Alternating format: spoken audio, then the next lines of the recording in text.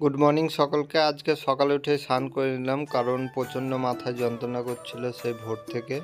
তো ভাবলাম স্নান টান করলে একটু যদি ঠিক হয়, তো তারপরে ওষুধও খেলাম, তারপরে ঠিক হলো। এরপরে আজকে ইংলিশ ইডিয়াম আর ফ্রেজ এগুলো করলাম।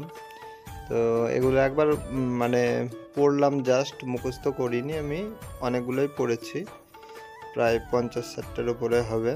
তো এগুলো পড়ার পরে আর সেরকম পড়া হয়নি। দুপুরে খাওয়া দাওয়া কমপ্লিট করলাম, এরপরে আর পড়তে পারিনি, শরীরটা ঠিকঠাক ছিল না, মাথার যন্ত্রণা সব করছিল সকাল থেকেই। রাত্রে কারেন্ট অ্যাফেয়ার্সটা করলাম, তারপরে ভারতের যে স্বাভাবিক উদ্ভিদ ভূগোল থেকে সেটা করলাম, কারণ আজকে পড়াটা সকাল থেকে গন্ডগোল হয়েছে।